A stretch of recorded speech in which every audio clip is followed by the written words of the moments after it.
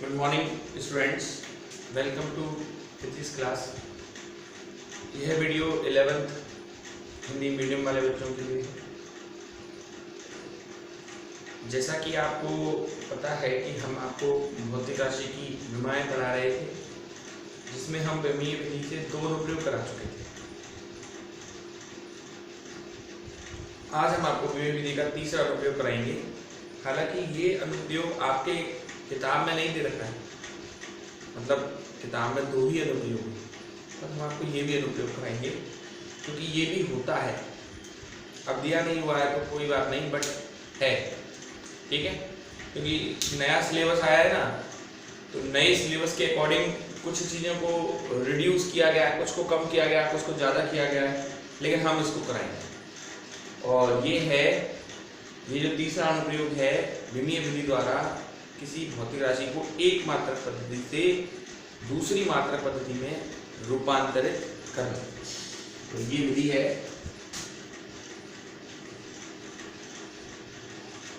विमीय विधि द्वारा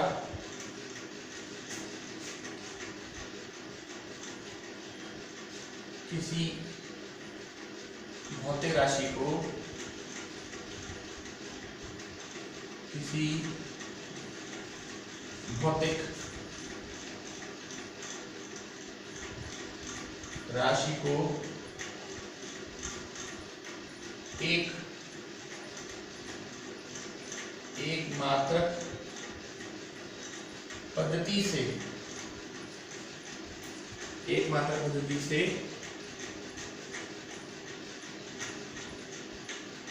दूसरी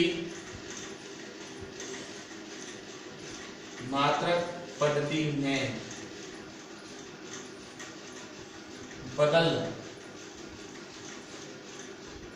ये है हमारी तीसरे नंबर की विधि। पहली जो 2 विधि थी उसमें पहली विधि ये थी कि किसी भौतिक सूत्र की सत्यता की जांच की गई थी, और दूसरी जो विधि है इसमें एक मात्रक पद्धति से दूसरी मात्रक पद्धति में बदलना को हम सिखा रहे हैं, ठीक है। तो आपको पता है, बहुत अच्छी तरीके से इस बात को जानते हैं कि जब आप किसी भौतिक राशि को एक मात्रक पद्धति से दूसरी मात्रक पद्धति में बदलेंगे, तो ऐसा करने पर जो चीज सेम रहेगी वो रहेगी भौतिक राशि,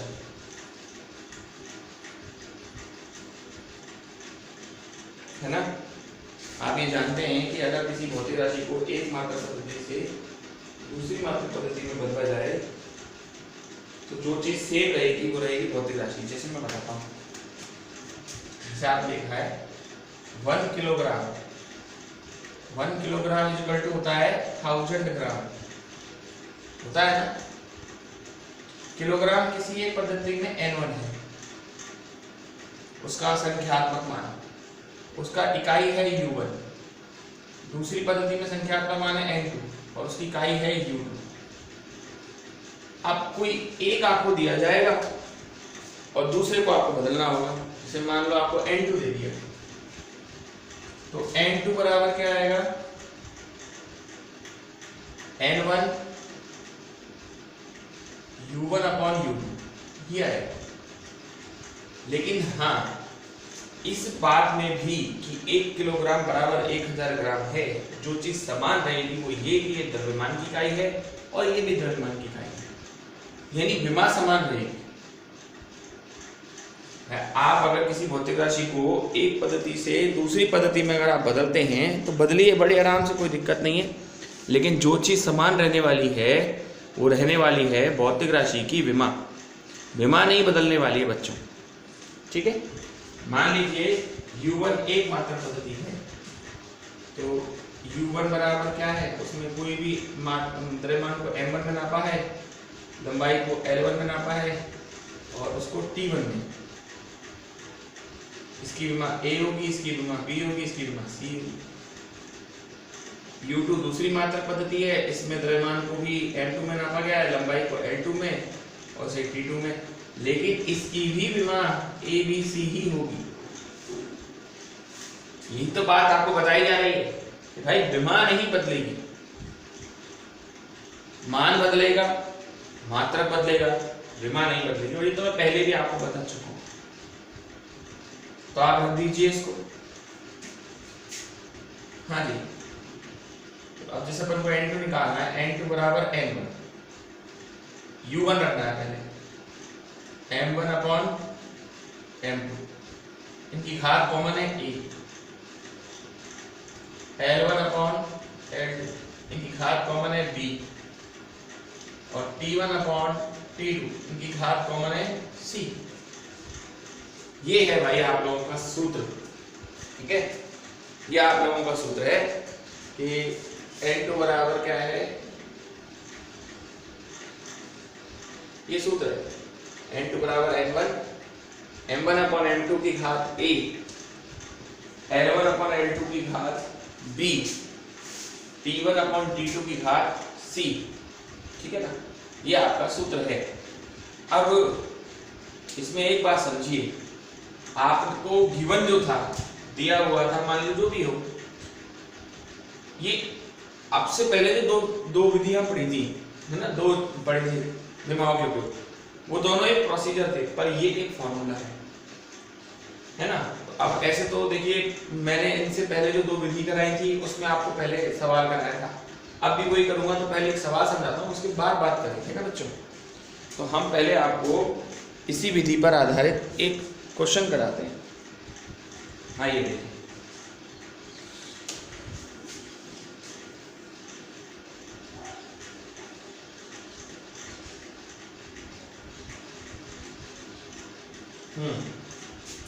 क्वेश्चन क्या है?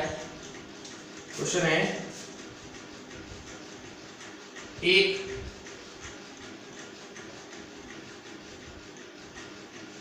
एक जूल को अर्ग में बदलो।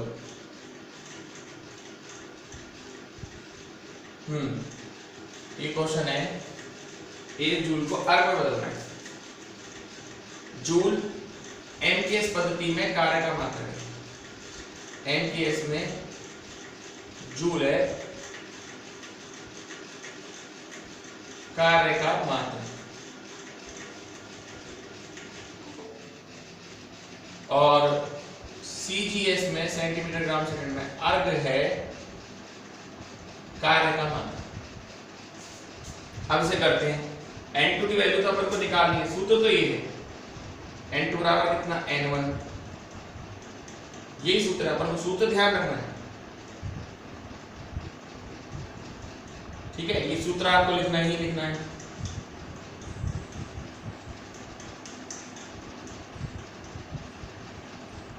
अब देखिए, जो गिवन होता है, जो दिया गया होता है, दिया गया है आपको एमकेएस पद्धति में जूल, ये तो निकालना ही है कितने अर्ग होंगे। तो जो दिया होता है उसे अंश में, और जिसे बदलना होता है उसे हर में लिखते हैं। अब जैसे जूल गिवन है तो जूल एमकेएस को ऊपर लिखना, ठीक है। तो m1 गिवन है आपको, m1 किसमें है सर, आप कहोगे सर किलोग्राम।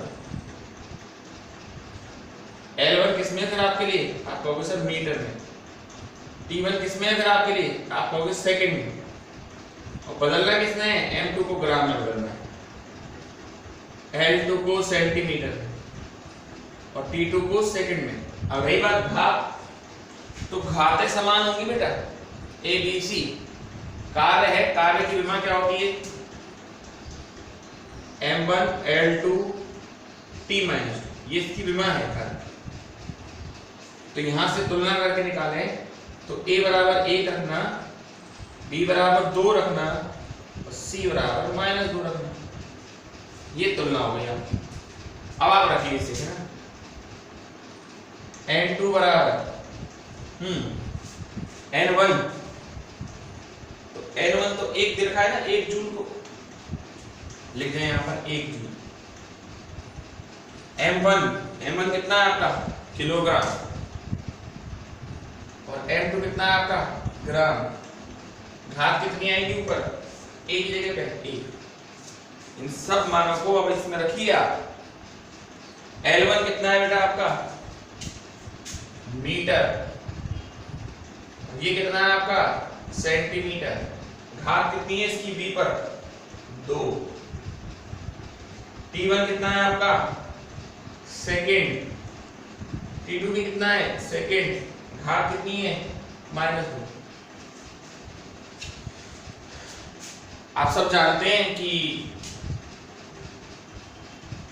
1 किलोग्राम में 1000 ग्राम होते हैं, तो 1000 ग्राम बटे ग्राम की घात 1 मीटर में 100 सेंटीमीटर होते हैं, तो 100 सेंटीमीटर बटे सेंटीमीटर, घात कितनी 2, और सेकंड से तो सेकंड कट ही गया, सेंटीमीटर सेंटीमीटर कटा, ग्राम से ग्राम कटा, कितना बचा बताओ n2 बराबर, n2 बराबर आया आपका 10 की घात 3,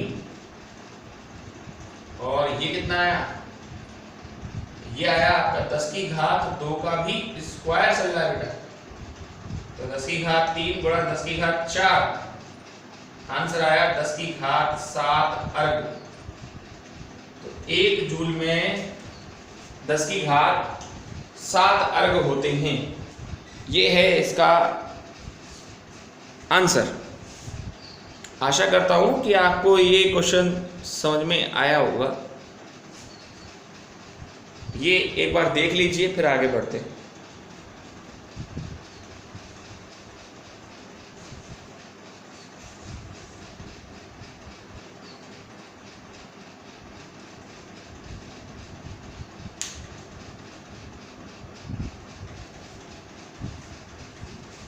इसी तरह से मैं आपको एक क्वेश्चन और कराता हूं, है ना, जिससे आपको और क्लियर हो कि ये क्या कर रहे हैं।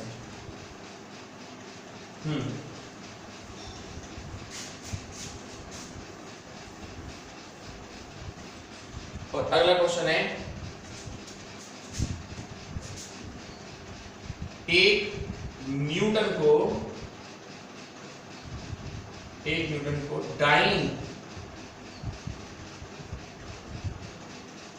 डाइन में बदलो। आपको 1 न्यूटन को किसमें बदलना है, डाइन में, ठीक है। न्यूटन जो है 1 न्यूटन,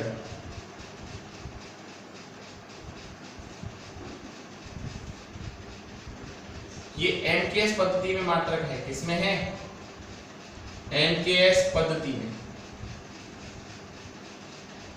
और डाइन ये सीजीएस में है, सीजीएस पद्धति में। यानी अब फिर आपको एमकेएस से सीजीएस बदलना है, उल्टा भी हो सकता है। आप तो ये याद रखिए, जो आपको दिया जाता है उसे अंश में, और जिसको आपको बदलना होता है उसे हर में लेते। तो पहले तो सूत्र लेते हो,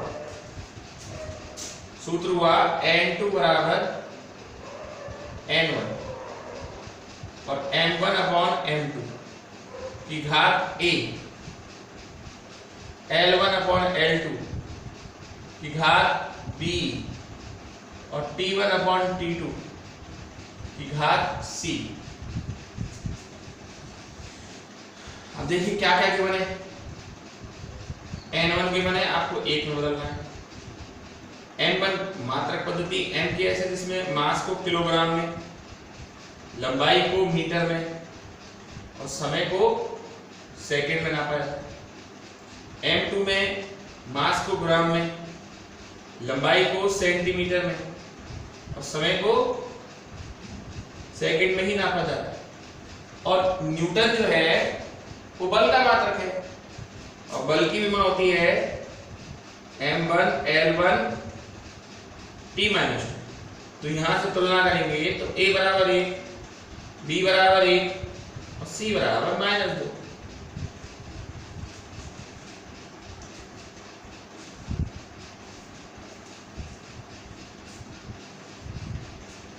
तो बच्चों समझ में तो आपको आया होगा कि हम क्या कर रहे हैं। आइए अब n2 निकालते हैं। n2 बराबर क्या है, अब n1 है N2 बराबर है N1। N1 की जगह 1 लिखेंगे अपन लोग। चलिए M1 की जगह क्या लिखेंगे आप? किलोग्राम। M1 की जगह आप किलोग्राम लिखेंगे। M2 की जगह क्या लिखेंगे आप? ग्राम। और घात कितनी? A है 1। L1 की जगह क्या लिखेंगे आप? मीटर। और L2 की जगह क्या लिखेंगे आप? सेंटीमीटर। घात कितनी? 1। यहां पे सेकंड, यहां पे सेकंड। घात कितनी? -2। S से S कैंसिल हुआ। और 1 किलोग्राम में कितने ग्राम होते हैं? 1000। N2 बराबर 1। 1000 ग्राम बटे ग्राम की घात 1। और 1 मीटर में कितने सेंटीमीटर होते हैं? 100 सेंटीमीटर बटे सेंटीमीटर की घात 1। ये तो कट ही गया। सेंटीमीटर सेंटीमीटर, ग्राम से ग्राम, 10 की घात 3 इंटू 10 की घात 2 और आंसर आया 10 की घात 5। तो 1 न्यूटन में 10 की घात 5 डाइन होते हैं। ये आपका आंसर होगा बच्चों। अच्छी तरीके से इस क्वेश्चन को देख लीजिए कि मैंने इसको किस तरह से कराया है।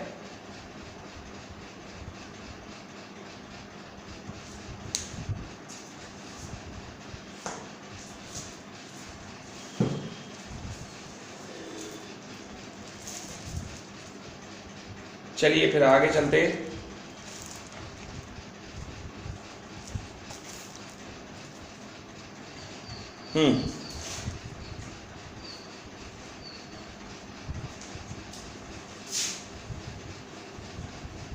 हम आपको पहला क्वेश्चन आपकी बुक का करा रहे हैं, फर्स्ट अनसॉल्व्ड।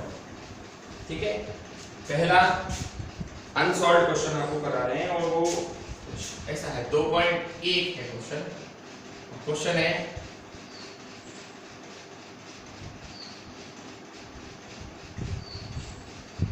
रिक्त स्थान भरिए। रिक्त स्थान को भरो। आपको खाली स्थान को भरना है। पहला क्वेश्चन है किसी 1 सेंटीमीटर भुजा वाले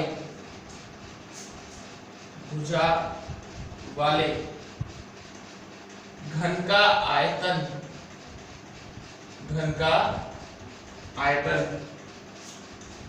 आपको निकालना है मीटर क्यूब के बराबर है। ठीक है, कहने को तो वहां आंसर लिखना है। घन का आयतन होता है, भुजा कितनी दी है? a बराबर है 1 सेंटीमीटर। लेकिन सुनिए इसमें सेंटीमीटर को मीटर में आंसर मांग रहा है वो, तो सेंटीमीटर को मीटर में बदलेंगे तो क्या हुआ? 10 की घात -2 मीटर। और आयतन v बराबर होता है भुजा का क्यूब, यानी 10 की घात -2 का क्यूब। तो कितना आया? 10 की घात -6 मीटर क्यूब।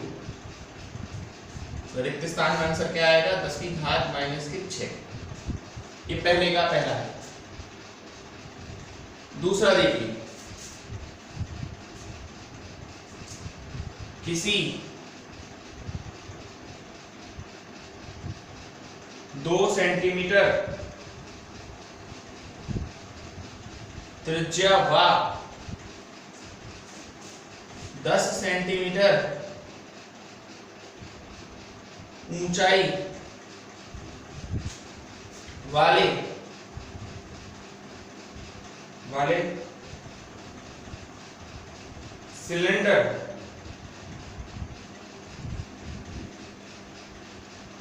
सिलेंडर का पृष्ठ क्षेत्रफल, सिलेंडर का पृष्ठ क्षेत्रफल dash dash dash dash mm square के बराबर।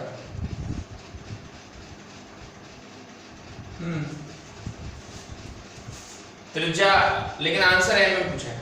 त्रिज्या आर बराबर कितनी हुई? 2 सेंटीमीटर या फिर 20 मिलीमीटर भी हो सकती है, क्योंकि 1 सेंटीमीटर में 10 मिलीमीटर होती है।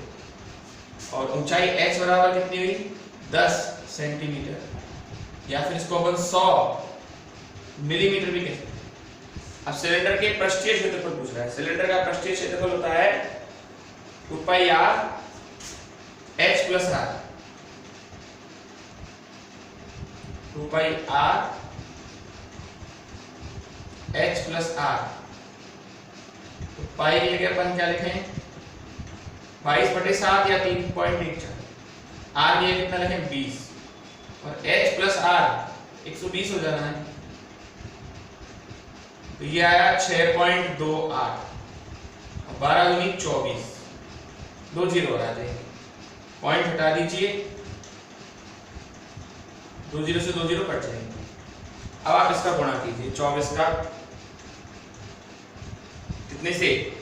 628, 628 गुणा 24, 4 8 32, हाथ से लगी 3, 4 दूनी 8 और 3 11, 4 दिया, 4 6 24, 24 और 1 25, 2 8 16, हाथ से लगे 2 3 4 और 1 5, 2 6 12। तो ये आएगा आपको कितना? 2 7 10, 4 और 1 5 और 1 मिलीमीटर स्क्वायर में इसका जो क्षेत्रफल आना चाहिए। हाँ ठीक है, ठीक है, हम इसको ऐसे भी लिख सकते हैं 1.5 गुणा 10 की घात 4 मिलीमीटर स्क्वायर। मर्जी है आपकी, आप ऐसे लिखना चाहें ऐसे लिख दें, जो बढ़िया लग रहा है आपको। किताब में एक्चुअल में ये दे रखा है, बट ठीक दोनों है। 15072 mm स्क्वायर भी लिख सकते हैं, या फिर हम 1.5 10 की पावर 4 मिलीमीटर स्क्वायर भी इसको कह सकते हैं। तो ये तो थे बच्चे आप लोगों के 2 क्वेश्चन कराए थे, इसमें 4 क्वेश्चन हैं। बाकी के जो 2 क्वेश्चन हैं उनको हम कल के लेक्चर में डिस्कस करेंगे। ओके, तो आज के लिए बहुत है बच्चों, ठीक है। That is all for today.